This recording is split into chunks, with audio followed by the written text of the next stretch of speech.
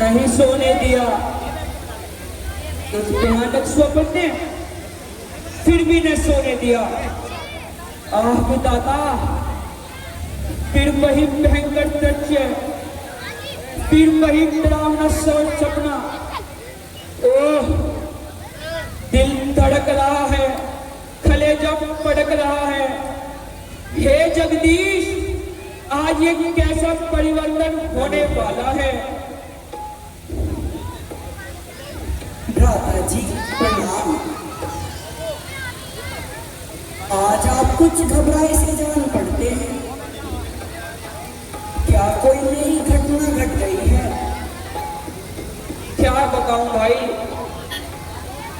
तुम देख ही रहे हो कि कुछ दिनों से मन आधी सा रहता है, चित चंचल सा हो रहा है, और आज हृदय को बिल्कुल ही पागल बना दिया है। न जाने यह अधिक क्या करके रहेगी। भ्राता जी, स्वप्न की बात तो बिल्कुल निर्मूल होती है। इस पर विश्वास करना भारी भूल है। नहीं शत्रुघ्न, यह स्वप्न नहीं कहा जा सकता। मेरा यह ऐसा दोस्त खाली नहीं जा सकता। सुमंत जी आए हैं, आपसे मिलना चाहते हैं। देखो भाई शत्रुघ्न, मैं कहता था ना कि मेरा यह ऐसा दोस्त खाली नहीं जा सकता। जरूर कुछ न कुछ अब सगन हुआ है। हे भरत जी, आपको अति शीघ्र अयोध्या में बुलाया गया है। क्यों, ऐसी क्या बात हो गई? बस आप चलिए, आपको वहीं जाकर सब कुछ मालूम हो जाएगा। ठीक है सुमंत जी, हम अभी आपके साथ चलते हैं।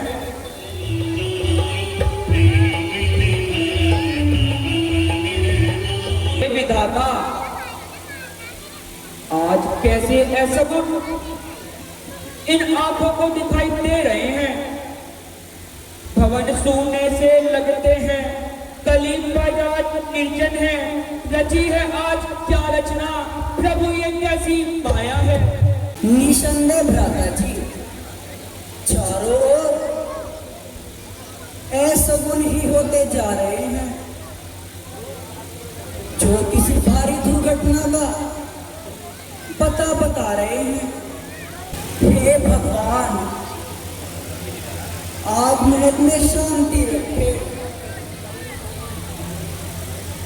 अब भाई, नगर के सब व्यवहार उल्टे दिखाई दे रहे हैं, मानो चारों ओर से अंगार छड़ रहे हैं।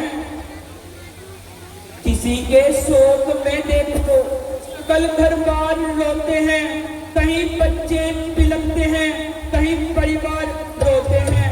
हुआ है शोक का संचार, नगरी की हवाओं में निराशा छा रही है, कुल की दिशा में। अयोध्या में आए ये रंग के आधार कैसी है, बड़े चारों तरफ ये रात के अखाड़े कैसे है। अयोध्या में आए ये रंग के आधार कैसे है। माता जी प्रणाम। माता जी प्रणाम। तुमने तो आने में बड़ी देर लगाई। माता बलिहारी जाती है। कहो बेटा, कैकईपुर में सब कुशल तो है? हाँ माता जी, सब प्रकार कुशल है, परंतु आज पिताजी और भैया राम लक्ष्मण कहाँ हैं? कुछ पता नहीं चल पा रहा है। बेटा, पहले कुछ विश्राम कर लो, थोड़ा जलपान कर लो, फिर सब कुछ ज्ञात हो जाएगा। नहीं माता जी, जब तक मैं उनके दर्शन न कर लूंगा मुझे चैन नहीं आएगा। बेटा, इतनी भी क्या जल्दी है? मैंने सब कुछ ठीक कर रखा है। क्या ठीक कर रखा है माता जी? जल्दी बताओ। पिताजी और भैया राम लक्ष्मण कहाँ हैं? बेटा, मंत्रा दासी ने मुझे बड़े अच्छे अवसर पर सावधान किया, नहीं तो सारा कार्य बिगड़ जाता और फिर हाथ मरने के अतिरिक्त कुछ ना रह जाता। माता जी, आज तुम एक कैसी रहस्यमय बातें कर रही हो? पहले जो कुछ भी मैं पूछ रहा हूँ उसका उत्तर दो। आप बता तो रही हूँ, मैंने तुम्हारे पीछे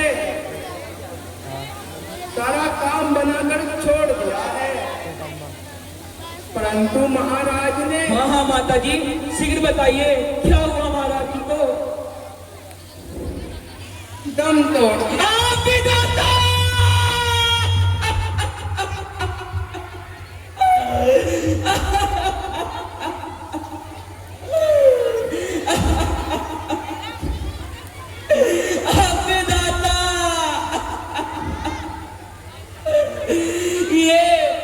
ये कैसा दुर्दिन दिखाया है?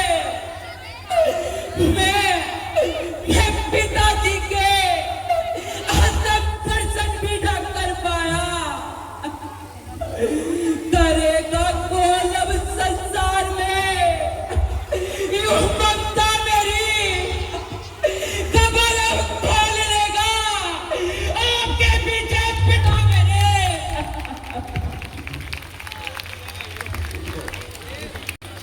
उठो बेटा,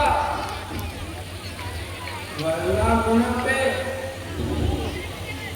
विधाता की यही इच्छा है।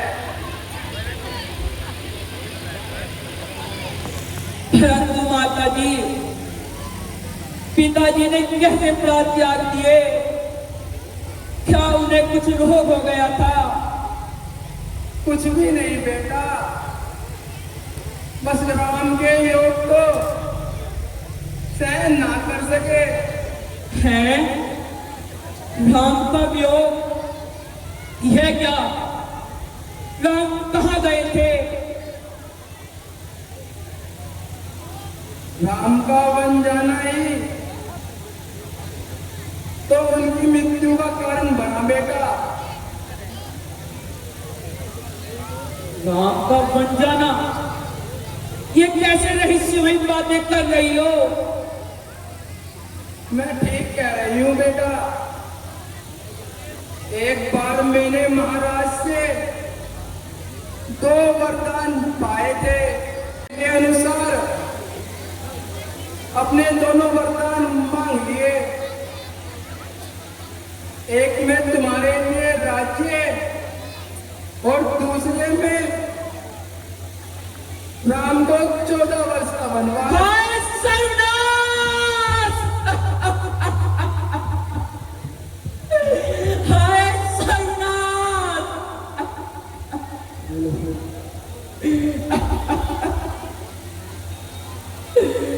माता, माता, ये तुमने क्या कर डाला?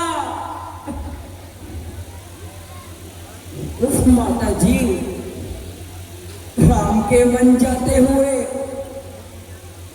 क्या किसी ने भी उनका साथ नहीं दिया? नहीं बेटा, लक्ष्मण और जानकी भी उनके साथ जाने के लिए सहज तैयार हो गए। तीनों के जाते ही महाराज का स्वर्गवास हो गया। माता जी, ये तो तुमने बड़ा ही सुंदर कार्य किया, धन्य हो आपको।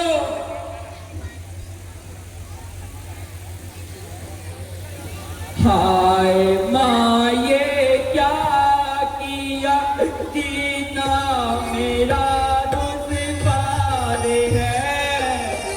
नाम सवन को गए, रहना मेरा बेकार है। बेटा,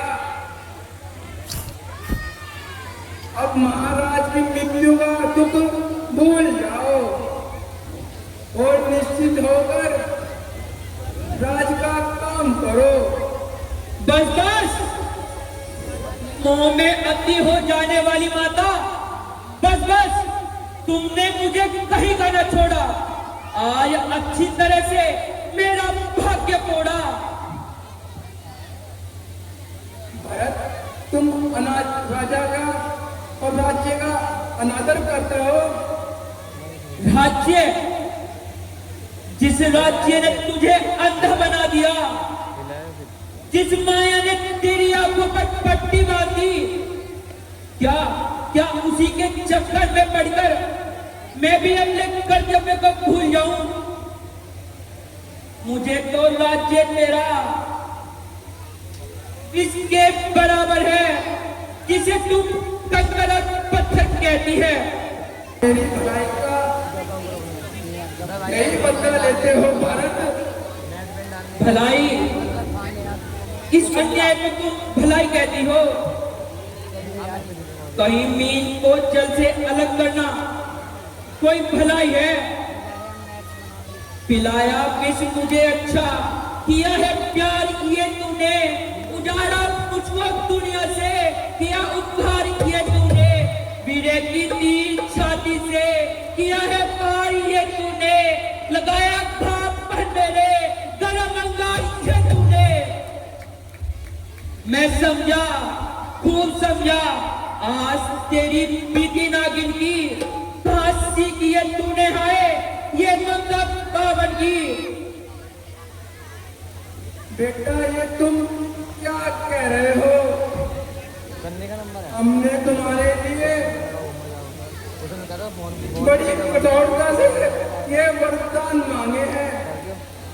वरदान? ऐसे वरदान मांगते हुए तेरी जवाना जल गई। और मंत्रा की अपने परिश्रम में कुछ पुरस्कार ना पाएगी। ओ दुष्टा चंडालिनी, तूने ही राम को वन भिजवाया है, तूने ही इस वंश का नाश कराया है। ले अपना पुरस्कार तो ले ले।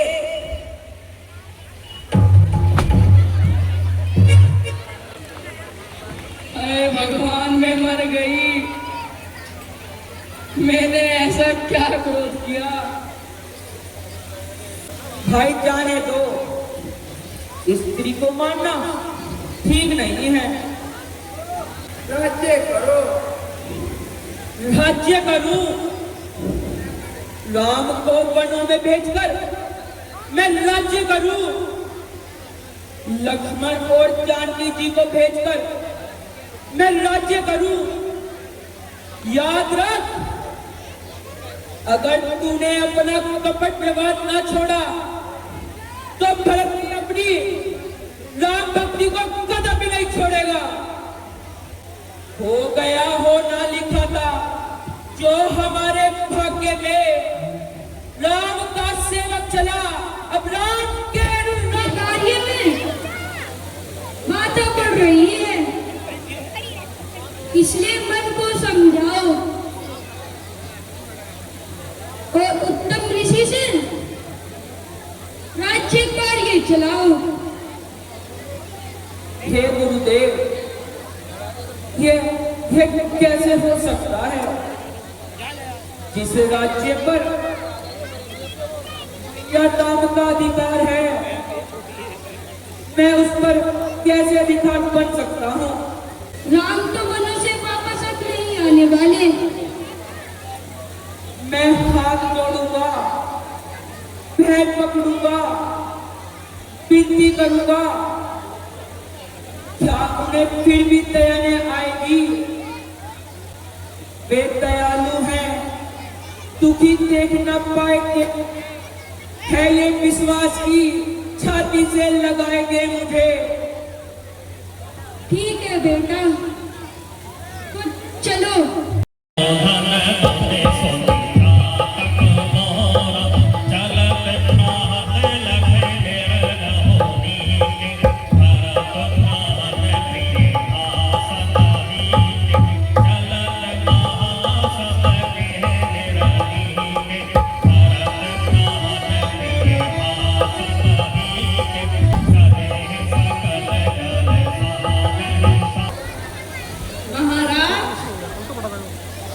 अयोध्या के नए राजा भरत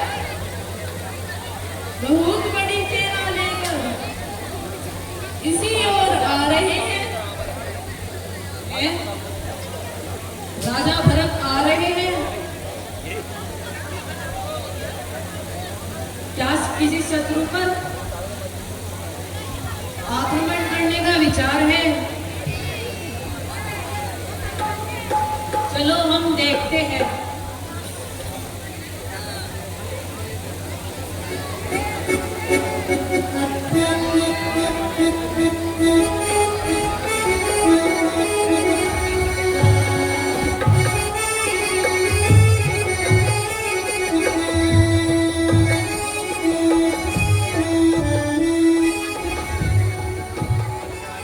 गुरु जी, यह कौन व्यक्ति है? मैं गुरुनानक निषाद राज संकीर्णपुर का राजा और राम का वारस। आइए निषाद राज, आपसे मिलकर बड़ी ही प्रसन्नता हुई। महाराज, मैं कुबुद्धि और कुजाति हूँ। सब प्रकार से कथित समझा जाता हूँ। यदि आज्ञा हो तो सेवक भी सेवा के लिए तैयार है। हे भाई, मैं तो श्री रामचंद्र जी से भेंट करने जा रहा हूं। मैं किसी भी प्रकार वापस ले जाने के लिए आया हूं। निसंदेह महाराज, आपका विचार बड़ा पवित्र है। अच्छा तो निषाद राज जी, अब हम लोगों को पार होने का प्रबंध कीजिए। ठीक है, चलो महाराज।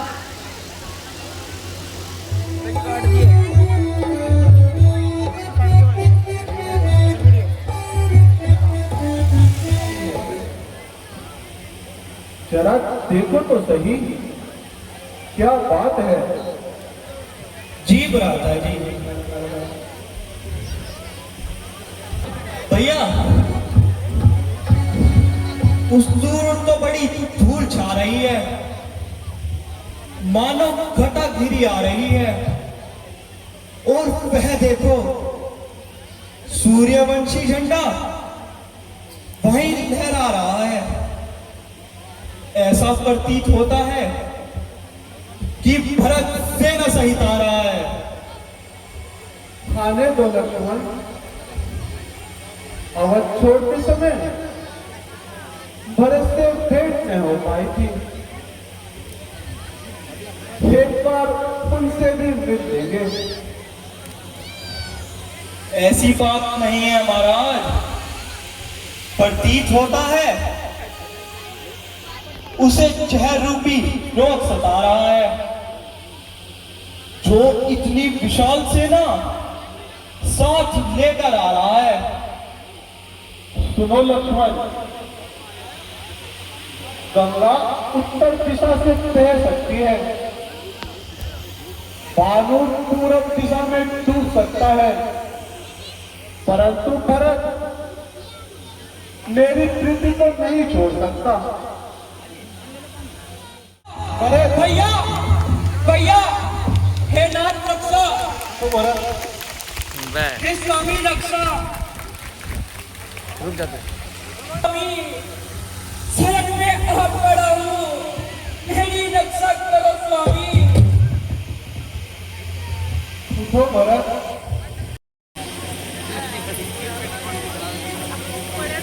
माता जी प्रणाम।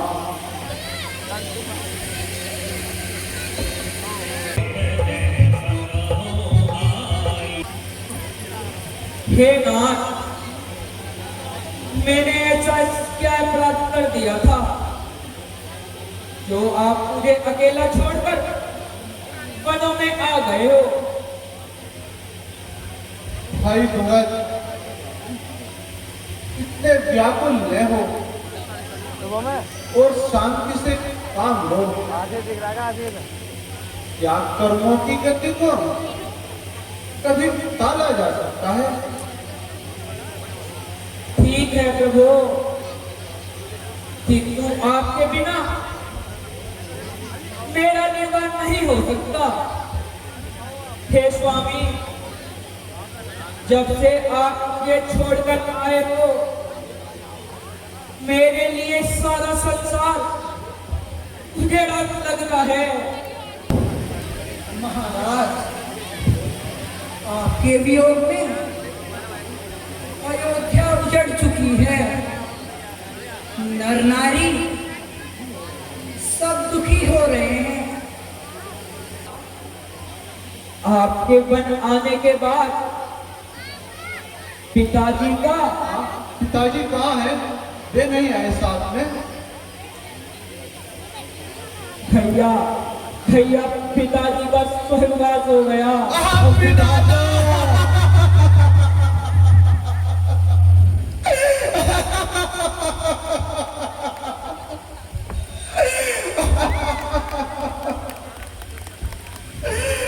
करेगा खोज अब संसार में, यूं भक्ता नहीं, खबर अब खोल लेगा आपके पीछे पिता मेरी।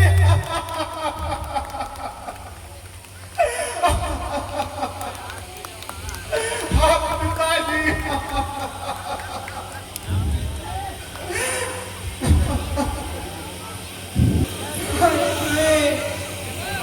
पिताजी भी हमारा साथ छोड़ गए। अब हम अनाथ हो गए। हे प्राणनाथ, हम अनाथ हो गए। ठीक कहती हो सीते,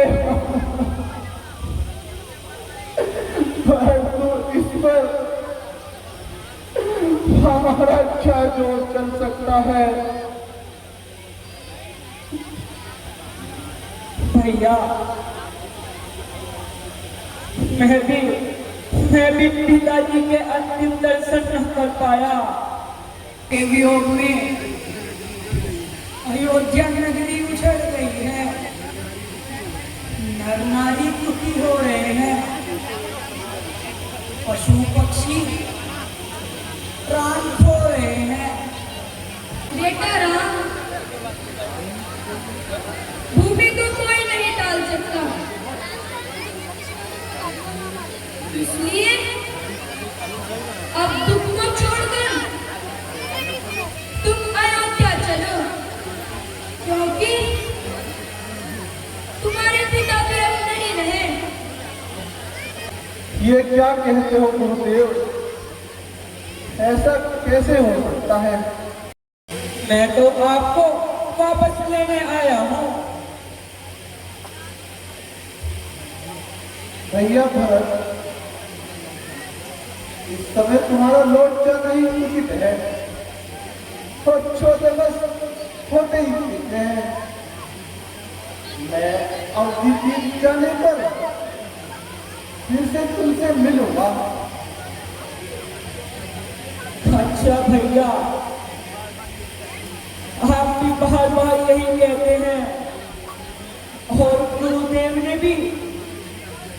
मुझे यही आज्ञा दी है। परंतु हे प्रभु, यदि यदि मैं आपसे कुछ मांगू तो क्या देंगे? अरे पगले, तू मेरे प्राण मान ले, मैं से हर्ष तुझे दे दूंगा। भैया,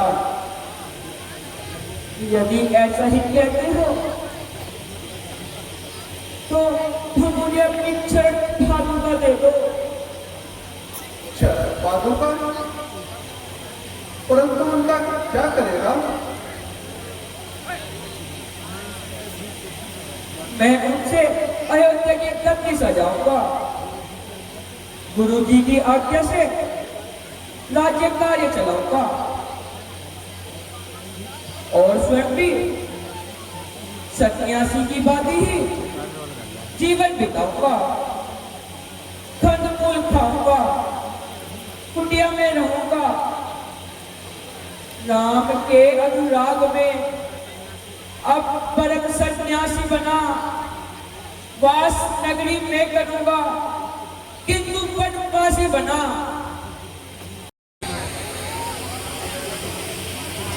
लो भरत,